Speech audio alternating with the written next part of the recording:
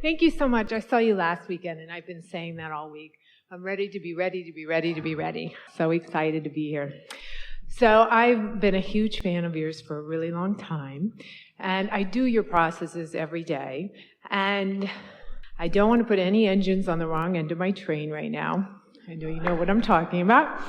I've been experiencing contrast, pretty strong contrast, and I've been doing a lot of processes to release it. It's a physical condition. And I'm hoping you can help me ferret out the contradictory beliefs that are causing that pulling in the opposite direction. Well, it's helpful that you acknowledge that there must be some contradictory beliefs.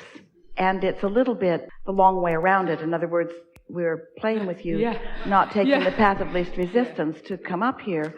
And while you are all a little tired of hearing this from us today, almost everything you do, short of getting into alignment, is a longer way around it than it needs to be. One time, many years ago, Jerry and Esther were driving in Orlando. And they were driving their tow car, and it had a navigational system in it. And it was a new navigational system. They're all pretty much alike with some variances. And so Esther got on the freeway and drove a little bit. And then Jerry, with that wonderful non-condemning tone in his voice and that silly grin on his face, soon said, "You do know that you're going in exactly the wrong direction of where you need to be going." Well, Esther didn't know, because she had no sense of where she was or where she was going. She was completely trusting the navigational system, and she was certain that she had done exactly what he had told her to do. And Jerry said, "Well, that may be true, but nevertheless, we are going in the opposite direction of where we really want to go." And so Esther just couldn't understand how that could have happened. "I programmed it correctly," she said. "I did exactly what it said to do, turn by turn." And then she said to Jerry something that she thought was just brilliant. "Let's go back to where we started and do it again so that I can see what it did wrong or what I did wrong. Let's see if we can figure." And Jerry said, "Or we could just start where we are and go to where we want to be." Yes. There's something very important in there, because there's a part of you that would rather be right than feel good. And beliefs that you hold, you didn't get to most of them all that easily. You kind of clawed and scraped and scrapped your way to the right things that you believe. And so, in many cases, it's like having a debate with someone who really believes something different than what you believe. And the more you talk, the more you each dig into your positions. And you do that with yourself. So it really doesn't matter what the belief is that's hindering, or when you picked it up, or how long you've been carrying it around. It's just helpful to know that it's there and that you would like to release it. So now we want to go back to something that is more basic, and that is, when you are allowing yourself to really be in concert with your inner being, all of the cells of your body receive the benefit of an open flow, because all of your valves are wide open, all of your circuits are wide open, so that source energy can just go to all of the places that the cells are asking. So if there's something going on with your physical body, it is asking on a cellular level. And if you can accept that your cells are asking and that you really don't have the answer, your cells are asking, Source has the answer, but you really don't have the answer. So why not get your head out of the game for a little bit and just get into that place where you're ready to be ready to be ready. And many times, we're not saying that there may not be an inspiration that you would rendezvous with someone who in a physical sense has a remedy for you that would help you to move faster to what you're wanting. We're not for a moment saying that we want you to just meditate and then do nothing. What we're saying is we want you to meditate so that you can be inspired to the action or activity that is most productive to what you're wanting. Because you want many, many things, you see. So did we do a good job of talking you out of needing to know what the contradictory beliefs are? Yes, that was helpful. You know what the biggest contradictory belief is? I'm not where I want to be. And you might say, well, what's contradictory about that? It's true. Well, we didn't say it wasn't true. We just said it's contradictory to what you want. But it's true. but it's still contradictory to what you want. So taking score of where you are is the biggest contradiction to wanting to be someplace else. Don't you like knowing that? So then you worry because there's those people in your world that have said, oh, so you're just going to put your head in the sand and you're just going to ignore, and it's going to get bigger while you ignore it.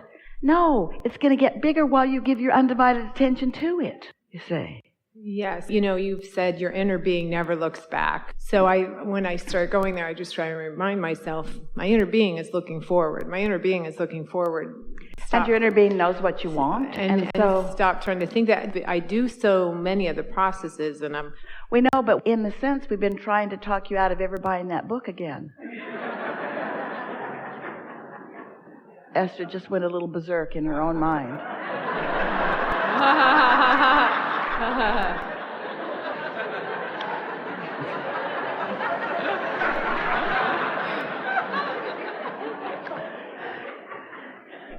But you can get into sort of a rut where sometimes the processes that you do just shore up beliefs that are not helpful. You've got to pay attention to how you're feeling. And so a good way, and we've said this even in that book, if the process isn't giving you relief right away, discontinue it and do something else. But to keep doing it and then continuing to feel frustration over the lack of movement that you're looking for, then this process, for whatever reason, is not working. And there's no point in trying to define why it's not working. Just keep feeling around until you find something that helps you to feel better. Yes, and I've done that, and I can feel when a process is going to smack me in the face. I go, this. So now, what's your question? Since my question is such a wonderful answer. My question is there any information that you can give me to help me release it? I've done a lot, and I'm yes. I think I'm yes. going. I think I'm going. We yes. have something really good for you. Yes. Stop it! I know. It's like that Bob Newhart. If you've ever seen the Bob Newhart clip, he's the psychiatrist and just keeps yelling. We Stop wrote it. that piece. Did you write that bit? It was very good. It was very good.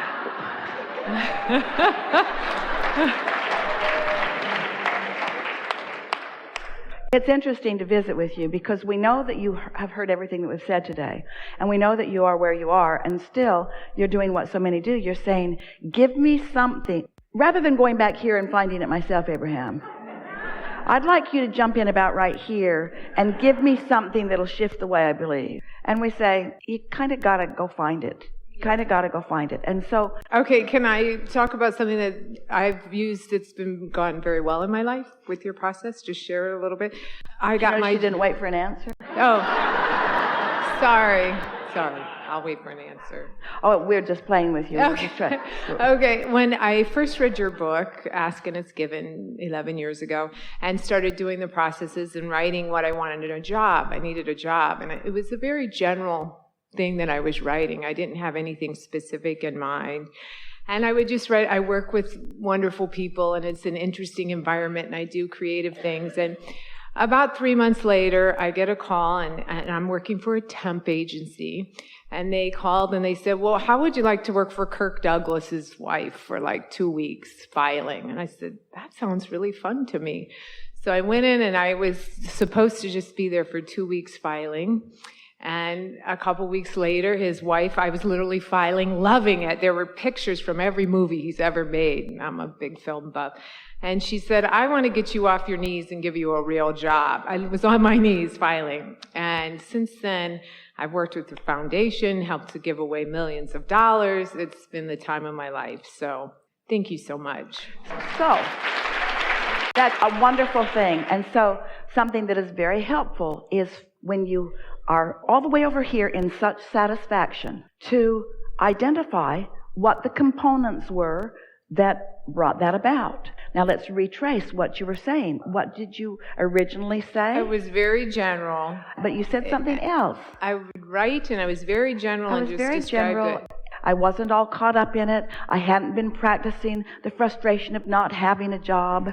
So go back to that and tell us a little more, if you can, of how you were feeling as you were getting ready to get ready. It was just very general feeling. It felt good. There was no big one thing that I had specifically that I needed. So there you were. And what kind of things did you begin writing? I'm surrounded by interesting people.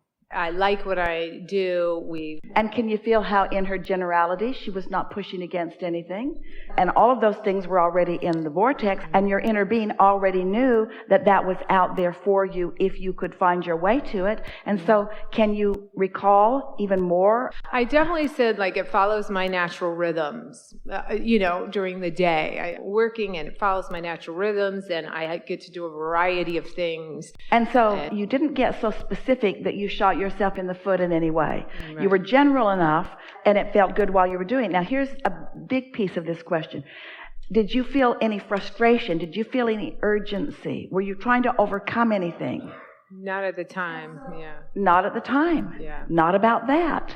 Isn't it perfectly logical from what you know that she could get there from there? Because there just wasn't anything junking up the trail. And so that is the path of least resistance to anything that feels like a dilemma or a solution that you're looking for. If you can recall situations where you know you moved from a place of not having to a place of having something that you want, and you identify, most important, not what you did, but how you felt as you were moving along. Wouldn't you say that there was not any angst in your vibration about that? There was no angst. It gets even better. When I was 17 years old, I was living in another state, Illinois, and my friend said, let's move to LA, and our parents drove us out just for a vacation, and they got us out in Hollywood, and we went, I don't think we could live here. It was scary to us. And then they drove us to Beverly Hills, and we got out right in front of Rodeo Drive, and I said, I could live here. And I was 17 at the time. I literally work feet from that. I work mere feet from where I stood there, and I said that. And so do you all accept that the things that you want are pulsing in a very powerful way in your vortex? And can you hear from her story how she just didn't do anything to mess that up, and so it unfolded? But now you have a question. I've got something that I'm not doing that about. So how can I get there? And we say the same way that you got there, which begs the question, but there was nothing that was already messing it up. So it was easy not to put it in because it wasn't there. But now there's something that's messing it up. How do I not put it in? And that's when we say those processes may not be deep enough for you because they're just causing you to continue that you feel a little better and then you don't. You feel a little better and then you don't. You feel a little better and then you don't. You got to go deeper. That's all. It's so simple. You got to go to the place. You've got to go, and frequently, we're talking about 15 or 20 minutes a day for a week or 2 or 3. You got to go to that place where you're having no thought whatsoever about that. You got to bring yourself to the place of really non-attachment and non-risk and non-worry and non-fretting that you were when this other thing unfolded in such an incredibly magnificent way. Because everything can do it like that. You just got to retrace those steps. How do you become a non-thinker about something? You got to practice not thinking. How do you become a non-negative believer in something? Well, you could replace it with positive beliefs, but that's not easy to do. Because every time you take a negative belief and you try to replace it with a positive belief, the negative belief stands there in sort of resistance to the positive belief. It's law of attraction, saying you've picked up this stick and you're on this end of it, and we know you want to be on this end of it, but you are on this stick, and this stick has a habit of vibrating in you. And so when you pick up this stick, it's going to vibrate right where you're used to vibrating. You say, oh no, I've got a book of processes.